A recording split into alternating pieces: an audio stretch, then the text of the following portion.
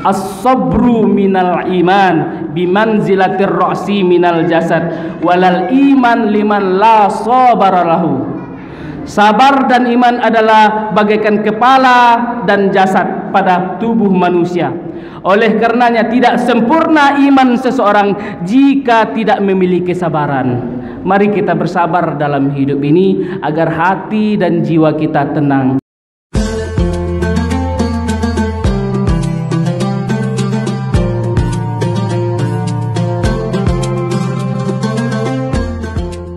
Assalamualaikum warahmatullahi wabarakatuh.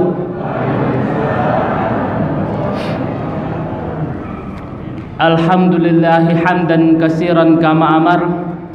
Ashhadu an la ilaha illallah wa ashhadu anna Muhammadan abduhu wa rasuluh la nabiyya ba'dah. Puji syukur kita ucapkan kehadiran Allah Subhanahu wa taala. Salawat dan salam buat junjungan kita Nabiullah Muhammad sallallahu alaihi wasallam. Bapak Ibu yang saya hormati, jamaah Masjid Baitus Salam, Ketua Masjid yang saya hormati, saya kalau dapat jadwal di Baitus Salam ini salah satu tempat yang paling saya tunggu-tunggu, Pak. Pertama, setidaknya saya berjumpa dengan abang saya ini, dan itulah kami dulu sempat dipertemukan sama-sama ngambil kuliah. Jadi kalau Ramadan dapat jadwal di sini saya sangat senang sekali. Insya Allah akan berjumpa dengan beliau. Yang kedua, saya sukanya masjid ini dingin, Pak. AC di mana-mana ini. Banyak juga masjid yang ada AC tapi nggak sebanyak Baitus Salam. Nyaman, ya. Yang ketiga, masjid yang termasuk besar sumbangannya. Masjid Baitus Salam ini, Pak. Saya sudah keliling di banyak masjid. Masjid salah satu yang banyak sumbangan jemaahnya masjid ini lah, Pak. Ini perlu dicontoh. Bapak Ibu yang saya hormati, man fariha bi duhulir Ramadan haramallahu jasadahu 'alan niran. Siapa yang berbahagia, siapa yang bergembira, siapa yang senang hatinya dengan kedatangan bulan suci Ramadan, Allah haramkan jasadnya dari api neraka. Semoga salah satu dari yang dijanjikan Allah, yang diharamkan tubuhnya, yang diharamkan jasadnya dari api neraka, kita jemaah Masjid Baitus Salam ini. Amin. Man qama ramadana imanan wa ihtisaban ghufira lahu ma taqaddama min zambi. Siapa yang menghidupkan bulan suci Ramadan dengan penuh keimanan, mengharapkan ampunan, mengharapkan balasan, mengharapkan ridho dari Allah, maka Allah ampuni dosa-dosanya yang telah berlalu. Semoga yang dijanjikan oleh Allah diampuni dosa-dosa hambanya, termasuk kita jamaah Masjid Baitus Salam ini. Amin. Bapak Ibu,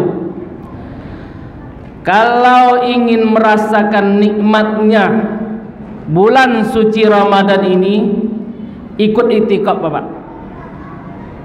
Di sini saya dengar tadi ada program iktikaf dan ada program takjilnya juga. Program iktikaf ini kalau mau terasa manisnya bulan Ramadan, mau terasa manisnya ibadah puasa, ikut iktikaf, Pak. Bagi yang belum, saya anjurkan silakan ikut. Kalaupun tidak pun tidak masalah. Mengapa? Ketika kita ikut iktikaf, kita berdiam di masjid, tinggal di masjid, ibadah, ikut sholat tahajud, itu rasanya dekat sekali dengan Sang Pencipta. Syukur alhamdulillah masjid ini ada program itikafnya, dan saya dengar dengan besarnya dana di sini ini, insyaallah apa namanya, kopinya luar biasa nih, kopi ginseng apa lengkap ini kalau sepertinya. Nah, enak kalau ikut itikaf di sini. Artinya tidak akan kekurangan gizi berlebih-lebih kalau saya tengok. Karena memang masjid ini seperti yang dijanjikan pengurus tadi, ini dari Allah, pasti ada yang akan menanggulanginya. Buat aja program sebaik mungkin, buat program berkualitas mungkin, nanti ada aja tangan-tangan yang akan menyumbang untuk kemakmuran masjid ini. Bapak Ibu yang saya hormati, Bu, pernah gagal nggak dalam hidup ini? Pernah nggak terjadi dalam hidup Ibu yang terjadi itu tidak sesuai dengan yang diharapkan? Pernah nggak, Bu? Yang terjadi tidak sesuai dengan yang diingin-inginkan? Pernah yang terjadi tidak sesuai dengan apa yang kita harapkan, yang terjadi tidak sesuai dengan apa yang kita inginkan. Pernah kecewa nggak, Bu? Bu, pernah kecewa nggak? Pernah.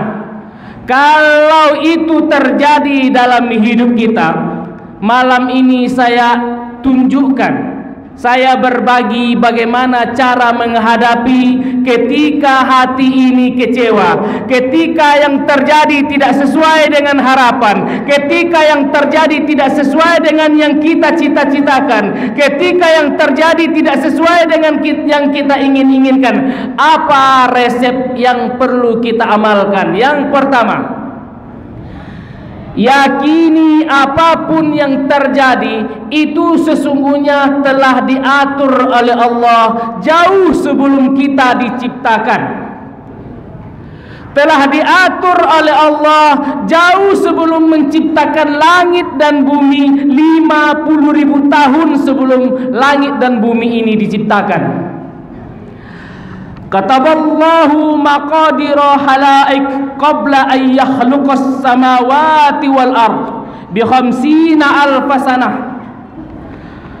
Allah telah menentukan takdir setiap makhluk 50.000 tahun sebelum menciptakan langit dan bumi. Hadis ini diriwayatkan oleh Muslim, nomor hadis 2653.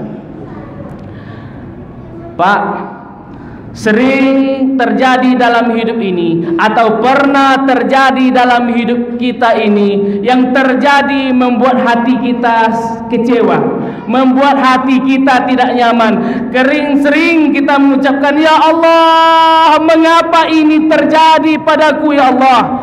Mengapa terjadi beban seberat ini kepadaku, ya Allah? Ya Allah, aku sudah taat kepadamu, ya Allah. Ya Allah, aku sudah berpuasa, ya Allah. Ya Allah, aku sudah zakat, ya Allah. Ya Allah, aku telah berbuat baik, ya Allah. Apa yang kau perintahkan aku laksanakan. Aku bukannya orang yang malas, aku bukannya orang yang tidak mengerjakan apa yang engkau perintahkan. Mengapa ini terjadi dalam keluargaku, ya Allah? Mengapa ini terjadi dalam hidupku, ya Allah? Kita sering seperti itu, Pak.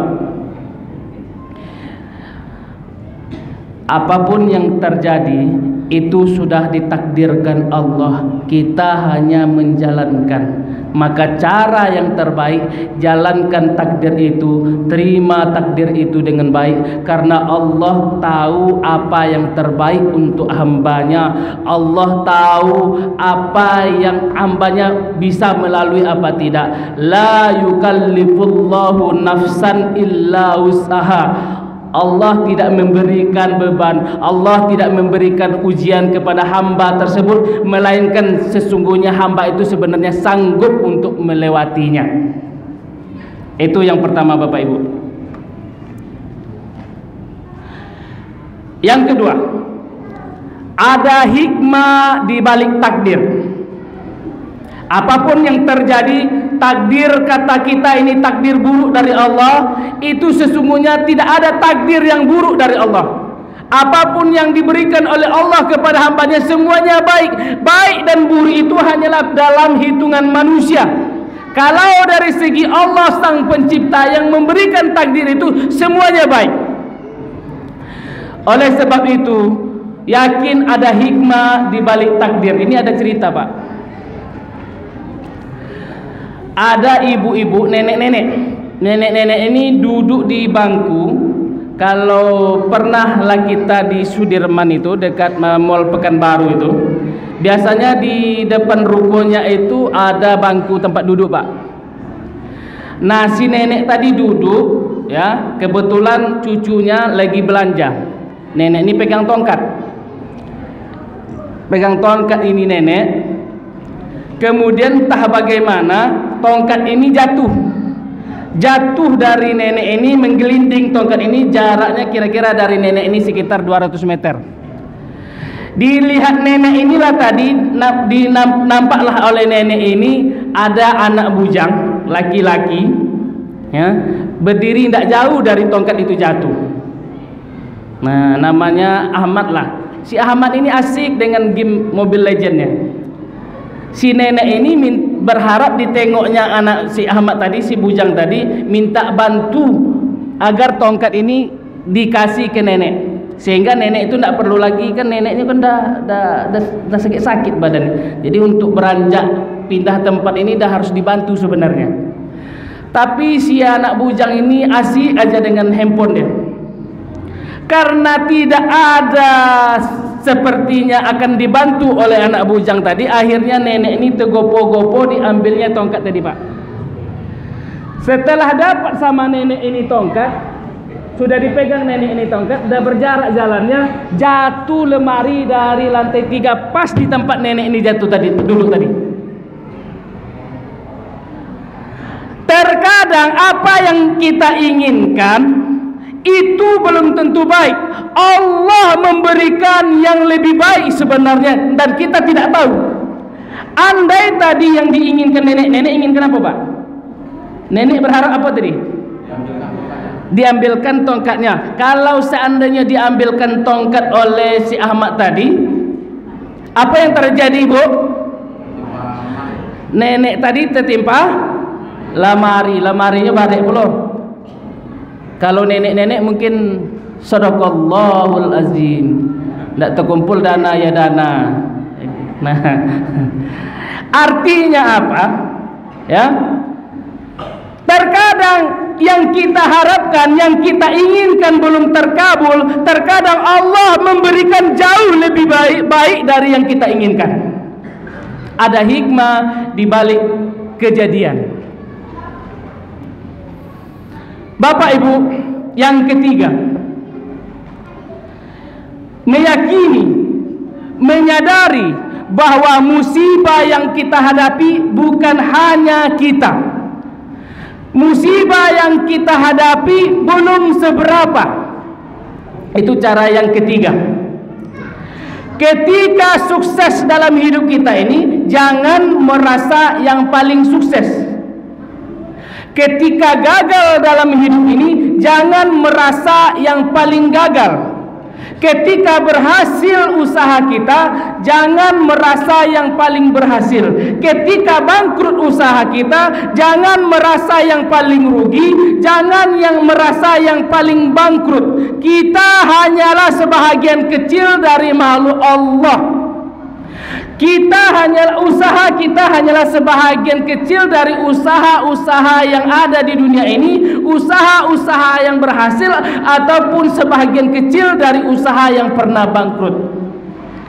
Jadi apapun yang terjadi dalam hidup kita, kita bukan yang pertama, kita bukan yang satu-satunya. Jadi dalam hidup ini, Pak, ya Pak, dalam hidup ini ada saatnya kita di atas, ada saatnya kita di bawah, ada saatnya kita maju, ada saatnya kita mundur, ada saatnya berkembang, ada saatnya bangkrut. Bu, tahu bakwan enggak, Bu? Bakwan tahu? Salah lauk tahu, Pak? Tahu. Sehebat-hebatnya bakwan, kalau di bulan puasa, bakwan kalah sama salah lauk, Pak. Iya dah, Pak. sehebat-hebatnya bakwan, kalau di bulan puasa bakwan ndak ada apa-apanya sama salalawak. Iya enggak, Pak? Sehebat-hebatnya salalawak di bulan puasa, di luar bulan puasa salalawak ndak ada artinya sama bakwan sama tahu isi. Iya enggak, Bu? Iya enggak? Kalau habis bulan puasa salalawak tadi kalah pamornya sama bakwan sama tahu isi. Baru itu, Pak. Kok bisa kalau ndak bulan puasa salalawak kok hilang pamornya? Kalau bulan puasa naik daunnya. Kalau tanya sama Ambo, ndak tahu juga, mungkin ada yang jual gorengan, ada yang jual goreng sih kok, Pak. Bu, yang jual goreng mungkin tahu kenapa apa bisa salalawak di bulan puasa kok lebih hebat. Nah, begitulah kehidupan. Kadang kita hebat daripada orang lain. Orang lain bisa jadi lebih hebat pula dari kita. Jadi jangan merasa kita ini paling hebat. Jangan merasa kita ini paling kaya. Jangan merasa kita ini paling terhormat. Begitu Bapak Ibu. Kadang dalam mencari hidup ini kita sering lupa. Ya, kita kan mencari makan. Banyak orang lupa makan karena mencari makan. Ya Bu, banyak orang lupa makan gara-gara mencari makan. Ini saya ingatkan ini. Banyak orang lupa makan gara-gara cari makan. Karena lupa makan akhirnya sakit. Ketika sakit, uang yang dikumpulkan tadi habis untuk mengobati karena tidak makan, karena sering telat makan. Ini banyak kita ini. Kita sering lupa ibadah karena mencari dunia. Ada cerita Pak. Pak Sekretaris apa Pak Bendahara? Sekretaris. Pak Sekretaris. Cerita gitu Pak. Ya kan? Ada ajo piaman. Ya, ajo piaman itu masih muda, kayu Pak. Ya kan? Usaha dibuka, ya, bisnis dibuka, sukses, tapi lupa ibadah Pak. Ya, kalau ada sumbangan dana, kata Pak Sekretaris, ini mohon maaf, ini macam-macam tak tahu yo, sibuk mencari modal kok, ya kan? Dana, kata Pak Sekretaris, ini diam aja. Duitnya banyak kok Pak. Beliau kok salah satu yang lupa makan gara-gara mencari makan. Akhirnya buruk cerita ndak panjang umur si Ajogo. Meninggal si Ajogo, orang rumah istrinya masih muda. Mantap. Nah, digantikanlah posisi Ajogo di Oju Bangkinang. Nah, bini muda kok digantiin di siapa Pak? Di Oju Bangkinang. Nah, si Ajo tadi lah masuk dalam kuburan. Rumah makan Ajo tadi baganti sekretarisnya. Dulu si Ajo, ya, kasirnya Ajo, kini Oju Bangkinang. Si Ajo tadi magiko lah menengok di kuburan dah. Kalau ambo mau ditunda tahan ya bodoh tu Pak. Bini muda digantiin dek kawan. Sawit Ajo yang 50 hektar tadi, ditimbang dek siapa? De Oju Bangkinang. Mangangu Ajo tadi amalan di dunia seketek. Yang ditunggu ketika dalam kuburan itu amalan tadilah. Kalau ada Pak Sekretaris dana keluar Pak, itulah yang awak tunggu nanti ketika di kuburan. Bini rancak tadi alun tantu le Pak, ya. Rumah rancak tadi ditampe di Oju Bangkinang tadi. Bapak le. Nah, Bapak Ibu yang saya hormati. Yang keempat, yakin di balik kesulitan pasti ada kemudahan. Ketika terjadi musibah dalam hidup kita, kita sering bermunajat kepada Allah.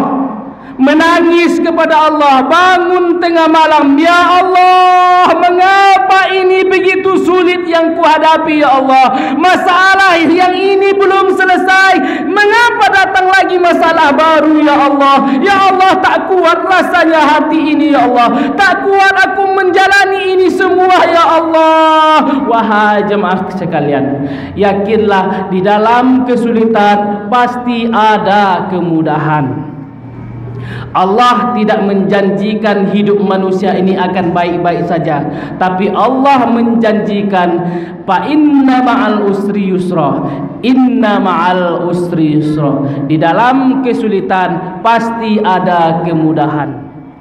Mungkin ketika musibah datang dalam hidup kita, terkadang itu mungkin cara Allah agar kita yang sudah lupa menangis kepada Allah, kita lupa meminta kepada Allah tengah malam, kita lupa mendekatkan diri kepada Allah. Yang dulu ketika musibah datang kita selalu mendekatkan diri, kita selalu bermunajat kepada Allah. Mungkin itu cara Allah supaya kita kembali mendekat kepada Dia. Terkadang kita ditegur dengan cobaan. Bapak Ibu yang saya hormati, karena kita waktunya terbatas, saya selalu teringat pesan Gus Dur. Sering saya sampaikan di ceramah-ceramah saya, Pak. Gus Dur pernah berpesan begini, Pak. Ini ketika terjadi musibah dalam hidup kita, ketika terjadi masalah dalam hidup kita, ketika keinginan tidak terkabul, Gus Dur pernah mengatakan begini, sesungguhnya masalah di dunia itu hanya dua. Masalah di dunianya ada dua. Pertama, masalah yang bisa diselesaikan. Masalah yang bisa diselesaikan, ketika masalah itu datang dalam hidup kita, maka selesaikan masalah tersebut.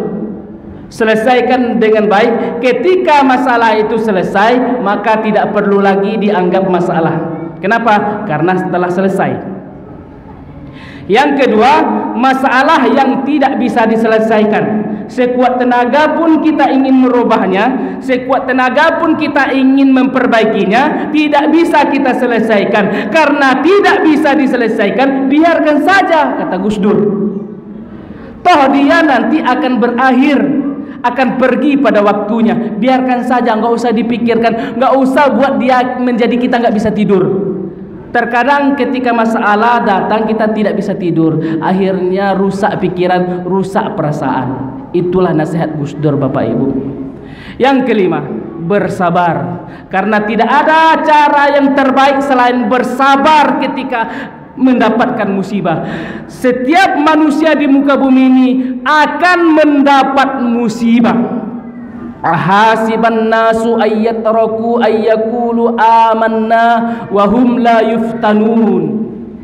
Apakah manusia mengira bahwa dia akan dibiarkan mengatakan saya beriman, saya orang baik-baik, sementara dia belum diuji? Artinya apa? Surat Al-Ankabut ayat 2 ini mengajarkan kita, siapapun orangnya, orang baik-baik, preman di pasar yang tidak pernah sholat, ustadz dia, penceramah dia, orang kaya dia, calon bupati dia, siapapunlah dia, gubernur dia, siapapun, pasti akan mendapat cobaan dalam hidupnya. Maka cara yang terbaik adalah yang kelima adalah sabar. Ali bin Abi Thalib pernah menyatakan, as-sabru minal iman bimanzilatir ra'si minal jasad walal iman liman la sabara lahu. Sabar dan iman adalah bagaikan kepala dan jasad pada tubuh manusia.